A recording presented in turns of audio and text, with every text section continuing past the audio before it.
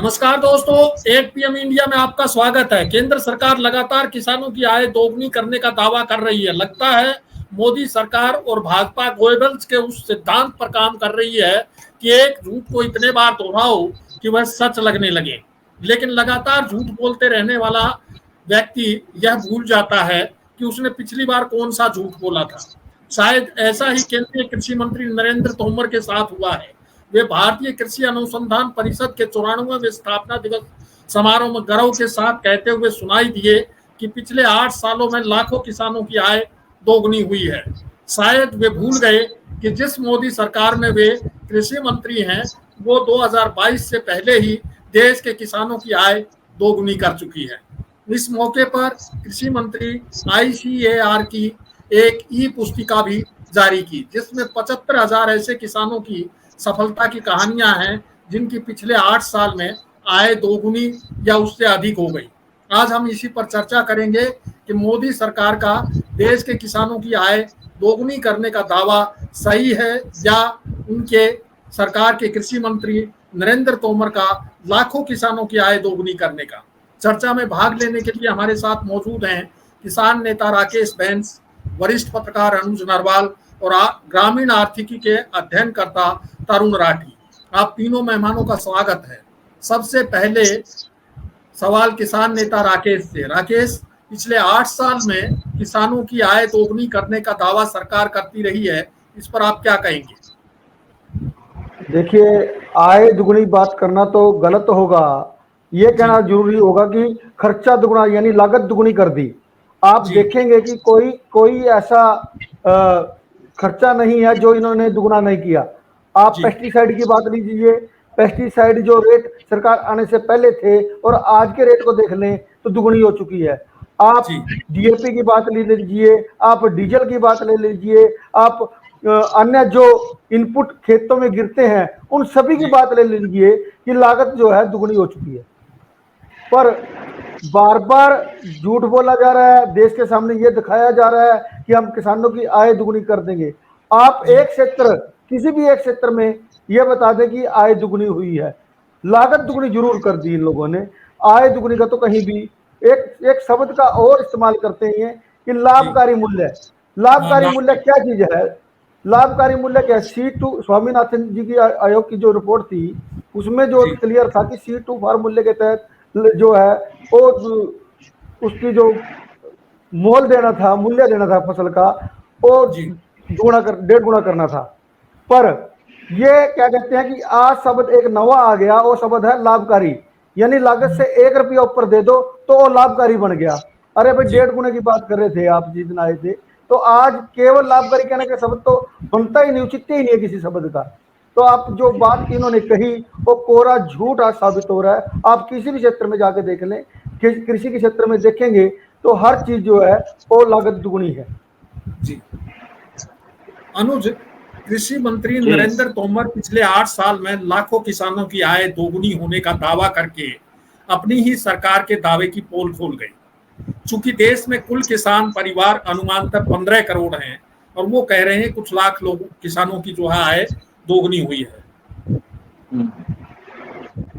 उस स्टेटमेंट को तो मैं ये कह सकता हूँ कि वो शायद कई फसलों के ऊपर उन्होंने जो दावा किया है कि हमने कहीं ना कहीं MSP की बात तो की है सरकार ने उनके ऊपर, लेकिन सब पे MSP भी नहीं मिल रहा है।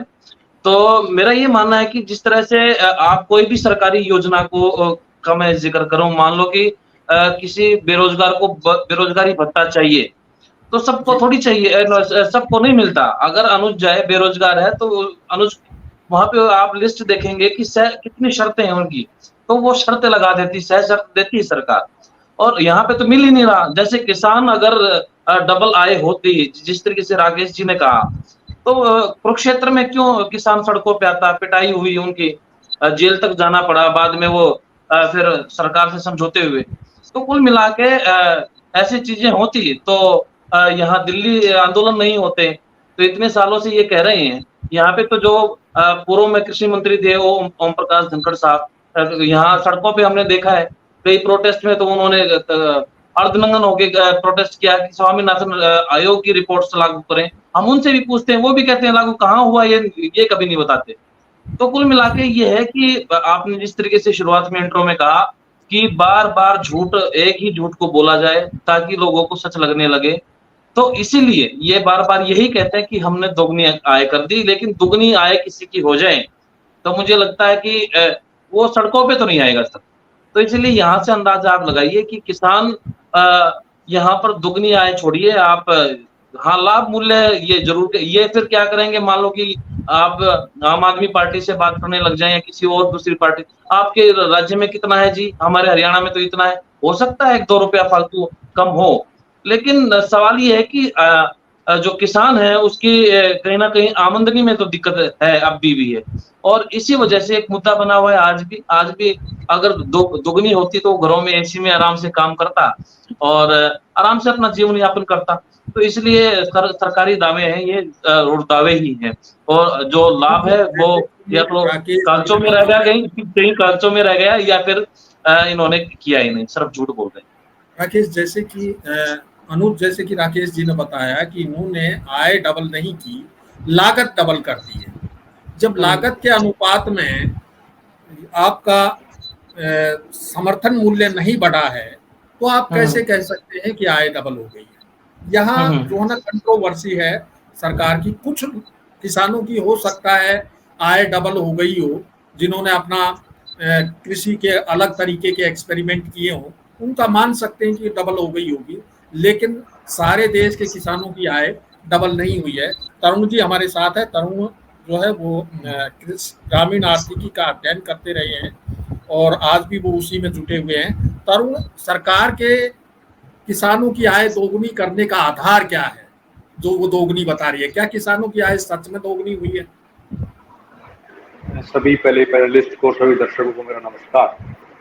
देखिए धनकर जी, पहली बात तो मैं ये कहूंगा कि आधार इस पूरे डेटा का कोई है ही नहीं। आपने एक बात बहुत सही कही कि जिन्होंने अलग तरीके के एक्सपेरिमेंट करके कृषि किया है, उनमें वो लोग कुछ इसमें हो सकते हैं। अब उसमें सवाल ये आता है कि जब भी इस विषय पर बात होती है, सरकारों द्वारा एक तर्क दिया जाता है कि किसानों को अपनी फसलों के अंदर विविधीकरण करना चाहिए, और ये विशेष तौर पर हरियाणा पंजाब के किसानों को लेकर ये बात कही जाती है कि यहाँ पर सिर्फ गेहूं और चावल, इन 2 फसलों पर ही जोर दिया जाता है, तो यहाँ पर विविधीकरण होगा तो ऑटोमेटिकली आय दुगनी होगी। और एक दूसरा तर्क ये दिया जाता है कि यहाँ पर एक ऑर्गेनिक फार्मिंग का, जैविक खेती के कॉन्सेप्ट को अपनाया है। तो एक बात पहले समझनी होगी हमें कि शांता कुमार कमेटी की रिपोर्ट खुले तौर पर यह कहती है कि देश के अंदर जितने लोगों को एमएसपी मिल रहा है वो मात्र 6% है, और जब किसान का खर्च दुगुना हो गया और आय उसकी बढ़ी नहीं, तो कहां से वो फसलों के विविधीकरण की तरफ चला जाएगा? आप उसको जिन सीएसीपी के तहत 22 फसलों के ऊपर एमएसपी घोषित करते हो, आप उसकी लीगल गारंटी दे दीजिए, ऑटोमेटिकली किसान जो विविधीकरण की तरफ चला जाएगा। दूसरी चीज इसमें है कि ये इन सारे आंकड़ों का कोई आधार नहीं है, और ये सरकार अपनी कही हुई बातों से ही नहीं, बाकायदा लिखित ऑर्डरों से भी मुकरने में नंबर 1 है। 2011 में उस समय पर जब गुजरात के चीफ मिनिस्टर होते थे वर्तमान के प्रधानमंत्री वाले मोदी जी, उन्होंने खुद यूपीए सरकार को लिखित में ये कहा था कि एमएसपी गारंटी कानून बनना चाहिए। आज वो उससे मुकर गए हैं। ओईसीडी की रिपोर्ट खुले तौर पर यह कह रही है कि भारत के किसानों को पिछले 15 साल के अंदर 45 लाख करोड़ रुपए का नुकसान हुआ है। ये तो वो आंकड़े हैं जिसमें बेस ईयर पुराने लिए गए हैं। अगर वर्तमान की महंगाई को आप इसमें जोड़ दोगे तो ये नुकसान और ज्यादा हो जाता है। तो ये गलत नीतियों के तहत नुकसान हुआ है, और वर्तमान में भी जो समस्याएं झेलनी पड़ रही है, आज हरियाणा की अगर बात करते हैं तो डेटा ये कहता है कि हरियाणा के अंदर 4.5 लाख एकड़ से ऊपर की लैंड पे बाढ़ के कारण फसल का नुकसान हुआ है। अब ये जितनी भी प्राकृतिक आपदा है, ग्रामीण परिवेश के लोगों का इसमें योगदान सबसे कम है, और सबसे अधिक नुकसान उन्हीं का हो रहा है इस पूरी आपदा के दौर में।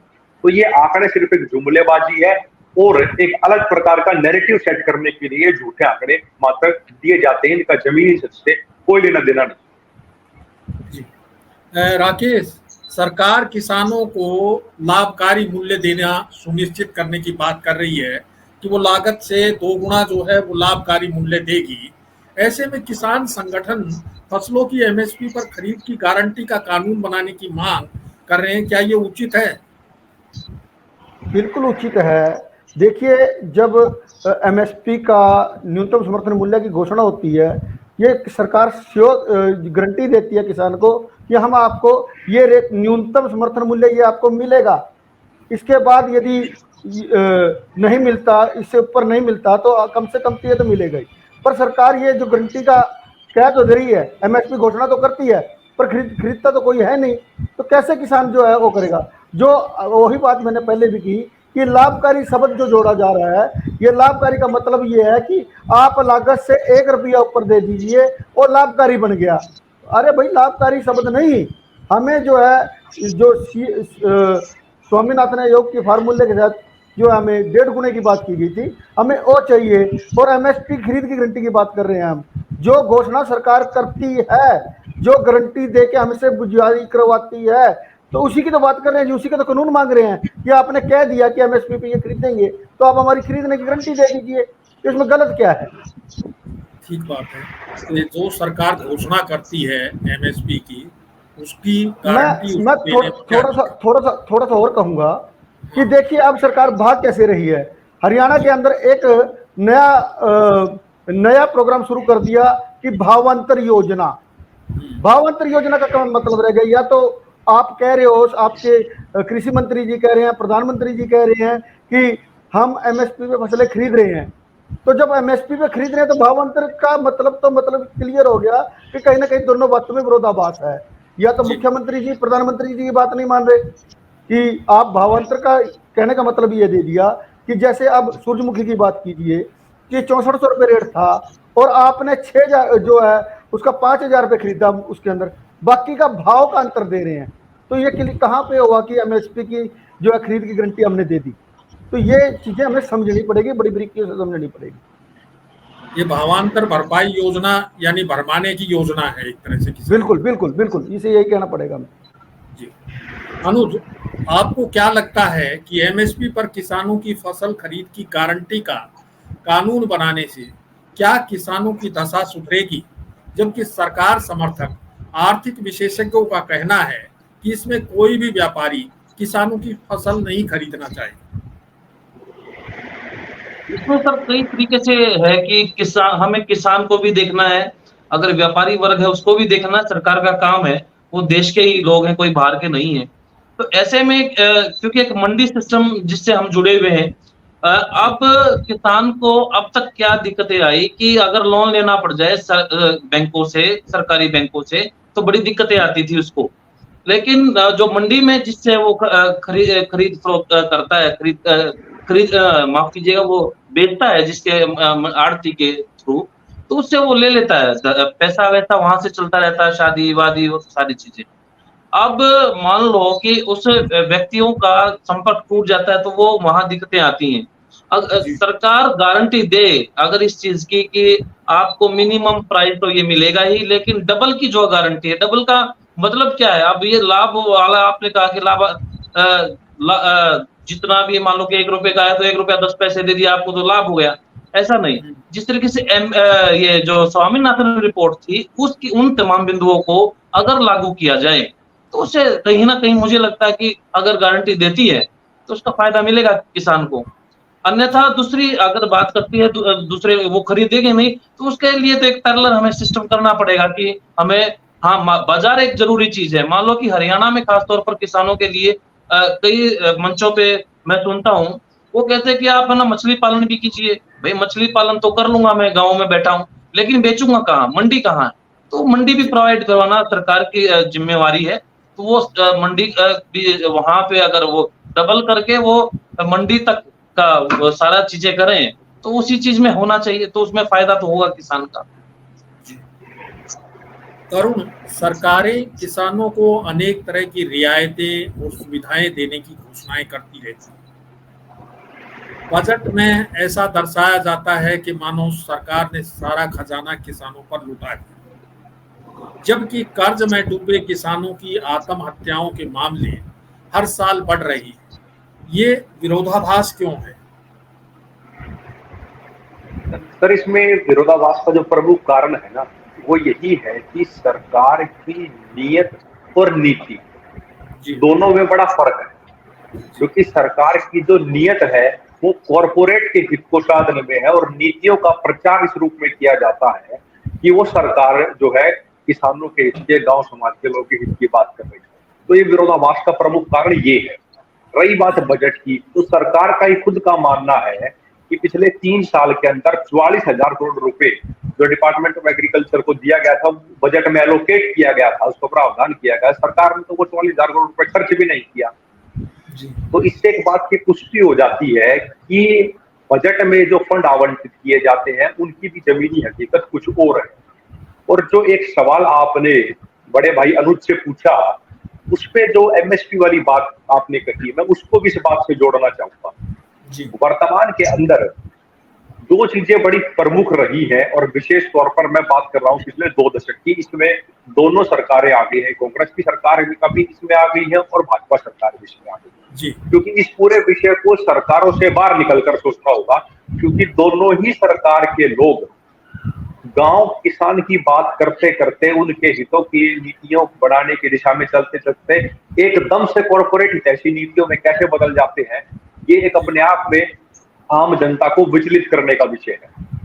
अब आप देखिए 1990 के दशक के बाद से, जब से डब्ल्यूटीओ का रोल आया, तब से किसान को लेकर ये समस्याएं बढ़ी, और किसान के साथ साथ कस्बों के अंदर जो छोटे व्यापारी हैं उनके लिए भी ये समस्या तब से ही विकट होती चली गई है।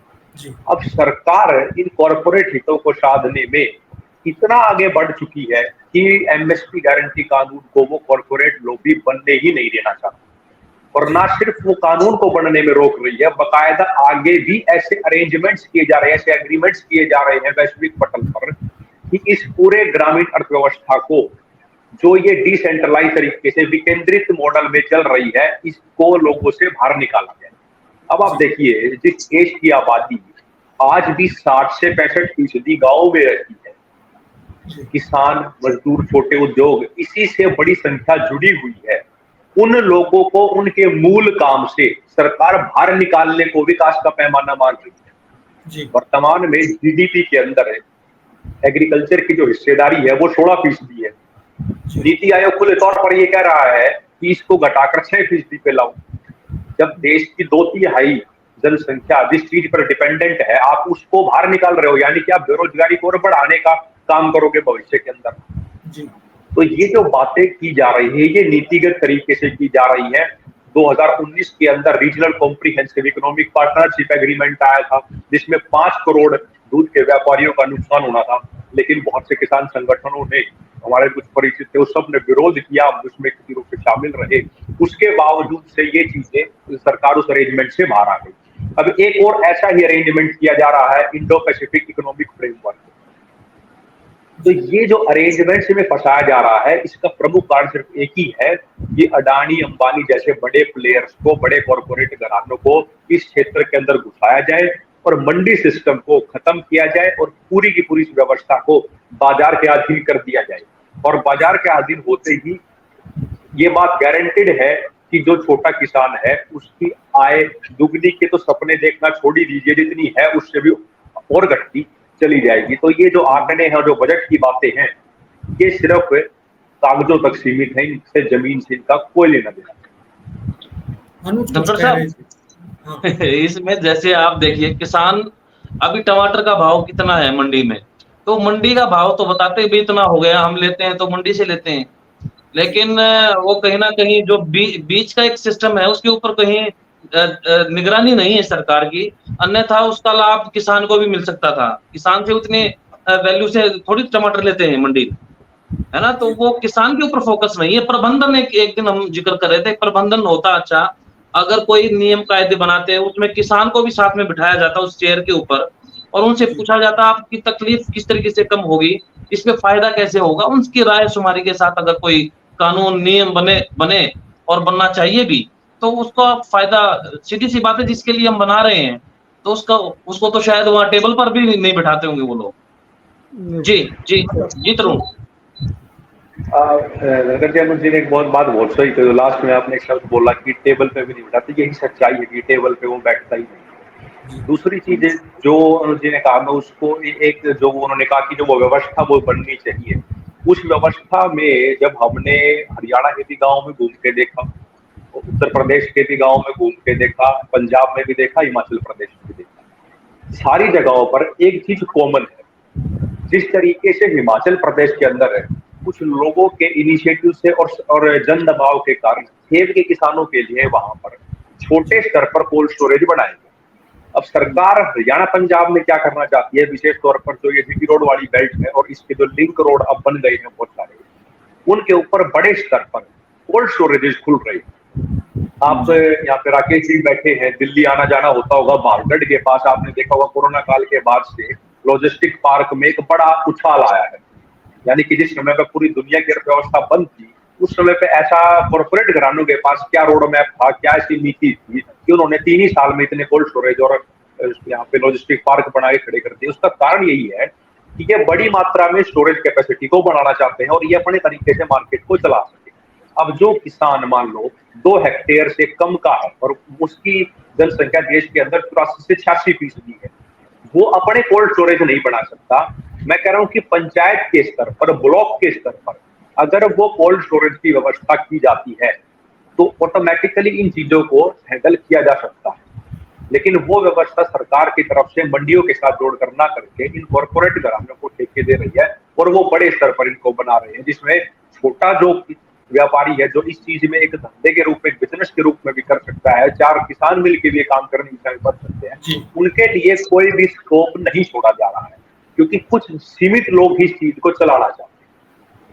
जैसे हिमाचल में जो किया है कि वहाँ जो है सेब के लिए जो गोदाम बनाया, कोल्ड स्टोरेज बनाया अडानी, उसके बाद रेट जो है वो अडानी ही तय करता है। अडानी के कोल्ड स्टोर से ही रेट तय होते हैं। शुरू में उसने महंगा खरीदा, बाद में अब उसने मनमाने दामों पर खरीदना शुरू कर दिया और वो हिमाचल के किसान जो है इस चीज को भुगत रहे हैं। इसीलिए इस बार चुनाव में उन किसानों ने भारतीय जनता पार्टी को जवाब भी दिया। राकेश, आलू के साथ भी ये स्थिति, बिल्कुल आलू के साथ पोल्ट्री के साथ भी ये स्थिति है। पोल्ट्री में भी बड़ी कंपनियां एंट्री कर गई और जो कॉन्ट्रैक्ट फार्मिंग जो जिसको बोलते थे उस तरीके से काम शुरू कर दिया और अपने तरीके से वो बाजार को काबू कर रही है आहिस्ता। और अब जो है हरियाणा के अंदर सेलर बहुत ज्यादा जो है बड़ी कंपनियां लगा रही हैं, आप देखोगे। और जो कोल्ड स्टोर है, बिल्कुल ठीक कहा तरुण जी ने कि इस तरीके से इसको जो है बाजार को काबू किया जा रहा है ताकि इसके अंदर जो है अडानी अंबानी का कब्जा हो सके। राकेश जी से सवाल करना चाहता हूँ धनखड़ साहब। एक आप तो किसान नेता हैं, लेकिन बीच में क्योंकि हम किसानी से इतना जुड़े हुए नहीं डायरेक्ट तरीके से, लेकिन जो सरकार की तरफ से एक चीज मुझे थोड़ी सी अच्छी लगी, कोई भी कंपनी बनाए, फार्मर शायद कंपनीज होती हैं, तो उसमें दिक्कतें कहाँ आती हैं? किसान बना सकते हैं, ग्रुप बनाएं अपना 100-50 का और इकट्ठे फार्मिंग करें, उसमें दिक्कत कहाँ आती है? आप भी कंपनी बना सकते हैं, उसमें बेनिफिट दे रही है सरकार, उसमें दिक्कत कहाँ है? जो आप एफपीओ की बात कर रहे हो, देखिए एफपीओ जो है वो ग्रामीण क्षेत्र में जाके उसका प्रचार और उसको सही तरीके से नहीं समझाया जा रहा और जो बनवाए भी गए हैं वो केवल बड़े घरानों ने कब्जा कर लिया उन एफपीओ पे। अब देखोगे कि ये सोसाइटी सिस्टम जो तैयार कराया जाना था वो सोसाइटी सिस्टम ही ठीक रहेगा मेरी समझ के अनुसार, तो कि जहाँ सोसाइटियां बना के और उसको उस तरीके से संचालन किया जाए तो ज्यादा बेहतर रहेगा। जी एफपीओ पे एक जवाब मैं देना चाहूंगा आपको। धनखड़ जी, अगर आपका सवाल डिस्टर्ब ना हो रहा तो आप एंकर हैं, आपके समय है मेरे पास, आखिरी सवाल के लिए समय है मेरे पास, चलिए आप अपनी बात पूरी कीजिए। एफपीओ को लेकर एफपीओ पे अनुज एक बड़ी समस्या है। मैं सेब का ही आपको उदाहरण देके इस बात को कन्वे करने की कोशिश करूंगा। 5-6 दिन पहले हमारे ही संगठन के साथी हैं हमारे, वो कश्मीर से, और वो सेब का ही उनका काम, तो मैंने वहां कश्मीर में देखा अपने साथ। अब समस्या क्या आती है एफपीओ को लेके? एफपीओ को बनाने की प्रक्रिया में जब जाते हैं, उसके जितने भी लॉज और रूल्स और रेगुलेशंस हैं, उसके लिए जो आपको क्लियरेंसेस लेने पड़ रहे हैं आज की डेट में, उन क्लियरेंस लेने के लिए भी आपका अंदर खाने एक तालमेल जो बना होना चाहिए उन कागजों को पास करवाने का। वो भी अपने आप में एक बड़ी समस्या है। और बहुत से लोगों को इसके लिए जो बायलॉज मिलने होते हैं वो बायलॉज नहीं मिलते हैं, तो इनिशियल इन्वेस्टमेंट इस काम में जितना जाता है उसमें जो कंप्लीटली पूर्णतः सिर्फ किसानी से ही जुड़ा हुआ और उसका आय का स्रोत अगर किसानी ही है, वो इसमें नहीं आसानी से घुस पाता है। जिसके पास से एक अलग इनकम सोर्स भी है और उसके साथ में एग्रीकल्चर कर रहा है, वो इस प्रकार के एक्सपेरिमेंट्स कर लेता है। आज की डेट में देश के अंदर जितने लोग जैविक खेती कर रहे हैं, ऑर्गेनिक फार्मिंग कर रहे हैं, उसमें भी अधिकांश 90% लोग वो हैं जिनके पास अदर इनकम सोर्सेज अवेलेबल हैं, वही इस पर रिस्क ले पा रहे हैं। बाकी लोग इस पर रिस्क नहीं ले पा रहे। एफपीओ के साथ भी एक बड़ी समस्या है। राकेश जी, अब आज की डिबेट का आखिरी सवाल आपसे है। सरकार जीरो बजट खेती और ऑर्गेनिक खेती के साथ ही रासायनिक खाद की जगह नैनो यूरिया के इस्तेमाल पर जोर दे रही है, ये किसानों के लिए कितना फायदेमंद है? धनखड़ जी, मेरे को तो एक बात समझ में नहीं आती कि जब किसी चीज का प्रचार किया जाए उसको यह जबरदस्ती थोपा जाए। पहली बात तो मैं इस पे नैनो पे यह कहूंगा। दूसरी बात कि किसी यूनिवर्सिटी ने कृषि यूनिवर्सिटी ने किसी मैं कहूंगा कि जो इनके बारे में बताते हैं साइंटिस्ट, किसी ने कोई इसके बारे में प्रचार किया हो, किसी ने इसके अच्छा बताया हो, तब तो हमें अच्छा लगता है कि हम नैनो की तरफ जाएंगे। किसान को समझाएं कि आपके लिए ये बेहतर रहेगा। जब दुकानों पे लाके यूरिया के साथ जबरदस्ती थोप देंगे जी, तो नैनो पे कैसे चला जाएगा किसान? एक बात। और नैनो का लाभ जब किसानों ने खेत में डाला है तो उनको नहीं लग रहा है। जब आपको अच्छा लगेगा तो नैनो अपने आप ले लेंगे लोग। तो पहली बात तो मैं ये कहूंगा तो लेंगे लोग, ठीक बात है भाई। पहली बात तो मैं ये कहूंगा कि इसको जबरदस्ती थोपना बंद कर देना चाहिए। इसके साथ साथ केवल जब हमने छूट दे दी दुकानदार को कि आप 6 कट्टे के साथ या 6 यूरिया के बैग लेंगे तो 2 नैनो देनी पड़ेगी, उसके साथ साथ दुकानदार क्या करता है, उसको छूट मिल गई कि वो सल्फर भी देगा और जिंक भी देगा, यानी किसान का शोषण शुरू हो गया इसी नैनो के साथ जी। पहली बात तो सबसे बड़ी कमी तो यही है। और दूसरी बात, जब हमारे कृषि वैज्ञानिक इस चीज का प्रचार करेंगे, और अभी तक तो किसी कृषि विद्यालय किसी ने बताया ही नहीं कि नैनो हमें खेत में गिरना या नहीं गिरना। उन्होंने इसका सिफारिश ही नहीं की। जब सिफारिश ही नहीं की तो किस आधार पे सरकार कह रही है कि इसको आप नैनो का खेत में डालें? हमें यही समझ में नहीं आ रही आज तक।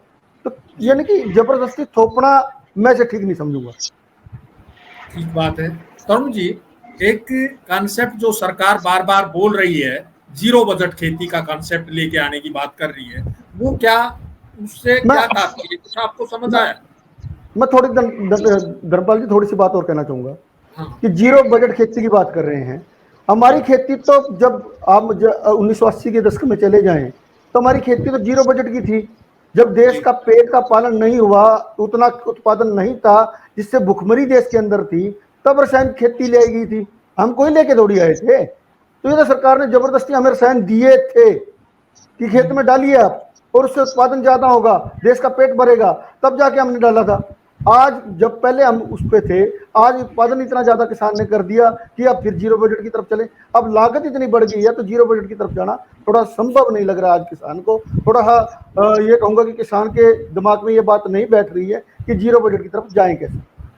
जी करूं, एक बार सवाल आप जो पूछ रहे हैं रिपीट। मैं ये कह रहा हूं कि जीरो बजट खेती की बात सरकार कर रही है, वो जीरो बजट खेती तो जैसे कि अभी बेंस जी ने बताया कि हम पहले करते ही थे कि घर के अपना बीज इस्तेमाल करते थे, अपने खेत की अपनी कूड़ी का खाद इस्तेमाल करते थे, गोबर का खाद इस्तेमाल करते थे, तो जीरो बजट खेती तो हम करते ही थे। लेकिन आज कौन सा ऐसा करिश्मा हो गया या कौन सा ऐसा बीज हमने नया इजाद कर लिया कि उसको हम बार बार बोएंगे और जीरो बजट खेती हो जाएगी, रासायनिक खाद का इस्तेमाल नहीं करेंगे?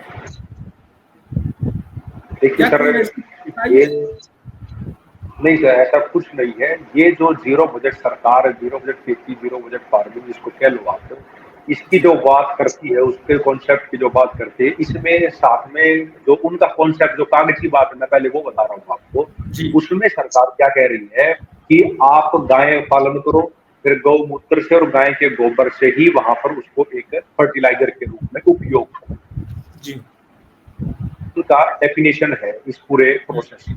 अब इसमें सबसे पहली चीज ये आती है कि क्या आज की डेट के अंदर गांव के अंदर कितने लोग ऐसे हैं कि जो पशुपालन के साथ जुड़ रहे हैं। जी पहले पशुपालन एक काम ना होके एक हमारी संस्कृति थी। जब उसमें गाय गौ पालन में हो चाहे या पशुपालन पूर्ण समूचे रूप से लिया जाए, उसके खर्च लगातार बढ़ते चले गए, तो बहुत से लोगों की जिनकी वहां से घटता जी भी लगातार आया। उस पशुपालन को बनाए रखने के लिए हमें सबसे पहले जरूरत है कि दूध के दाम सुनिश्चित किया जाए, जो कि किसान की आय को दुगनी करने में भी सहायता का काम करेगा, तभी तो वो पशुपालन करेगा। ये भाजपा सरकार क्या करती है, गौ माता के नाम पर वोट तो मांग लेती है। हमने लिम्पी वायरस में देखा कि क्या हालत, वर्तमान के अंदर जो सरकार की तरफ से गाय पालन के लिए पैसे दिए जाते हैं, वो एक गाय के प्रतिदिन 30 रुपए दिए जाते हैं। उसमें आपको गाय को चारा भी खिलाना है, चना भी खिलाना है, तो 30 रुपए में प्रतिदिन से कौन सी गाय पल सकती है, ये अपने आप में एक सवाल है। तो यानी कि इनका जो पूरा कॉन्सेप्ट है जीरो बजट फार्मिंग का, वो अपने आप में एक बड़ा फ्रॉड है जी। तो ये चीजों को, और जो साइंटिस्टों वाली बात भी कही कि ऐसा कोई बीज नहीं आया है। अगर सरकार जीरो बजट फार्मिंग करना चाहती है तो मैं दावे के साथ आपके चैनल के माध्यम से कह रहा हूं कि सरकार एक श्वेत पत्र जारी करके सिर्फ इतना कह के दिखा दे कि हम देश के अंदर से सारे के सारे खाद और दवाइयों को बंद करने जा रहे हैं, इससे जमीन का नुकसान हो रहा है, अगले दिन ही कॉर्पोरेट घराने इनका इलाज कर देंगे। नहीं, पड़ोसी देश में हम देख चुके हैं कि रासायनिक खाद वहां बैन की गई थी और वहां क्या हालत हुई है रासायनिक खाद बैन करने से। ये लोग ये काम करेंगे ही नहीं, क्योंकि इनके हित है। अब ये कंपनियों के इस तरीके से नए तरीके से गुलाम हो चुके हैं कि ये इन चीजों को लागू ही नहीं करेंगे। 13 साल से मैं आपको केस के नाम दे सकता हूँ, 13 साल से सुप्रीम कोर्ट के अंदर केस चल रहे हैं उन पेस्टिसाइड्स को बैन करने के लिए जो विदेश के अंदर यूरोपियन कंट्रीज ने बैन कर रखे हैं, लेकिन हमारे देश में वो फिर भी बिक रहे हैं। और यही चीज अब आप आगे देखेंगे कि जलवायु परिवर्तन के नाम पे भी ये कॉर्पोरेट घराने नई बीज लाएंगे मार्केट के अंदर, उनको थोपा जाएगा। जैसे नैनो यूरिया का जिक्र राकेश जी ने किया, वैसे ही इनको भी थोपा जाएगा अब इन कॉर्पोरेट घरानों के लिए। तो सरकारें देखो जबरदस्ती कैसे बाजार की सुविधा प्रोवाइड कर रही है, उपलब्ध करा रही है कि तुम्हारा सामान बिकेगा, दिक्कत मत लो, हम थोपवाएंगे। लेकिन फसल के दाम देने के लिए उनके लिए बाजार की व्यवस्था करना, वो कह रहे हैं कि हमारे पास बजट नहीं। तो ये दोहरे मापदंड है। सरकार का किसानों की आय दोगुनी करने का दावा निरा हवा हवाई है, क्योंकि सरकार ने ना तो पिछले 8 साल में फसलों का समर्थन मूल्य दोगुना किया है और ना ही कृषि लागत कम करने के ठोस उपाय किए हैं। उल्टे महंगाई के कारण खेती की लागत में बेहताशा बढ़ोतरी हुई है। वही कर्ज में डूबे किसानों की आत्महत्याओं का सिलसिला बदस्तूर जारी है। ऐसे में सरकार का किसानों की आय दोगुनी करने का वादा भी महज नारा बनकर रह गया है। हम समय के साथ बंधे हैं। अब समय हो चला है आपसे विदा लेने का। आप सभी मेहमानों का बहुत बहुत शुक्रिया। जल्द फिर हाजिर होंगे नए मुद्दे और सवालों के साथ। नमस्कार।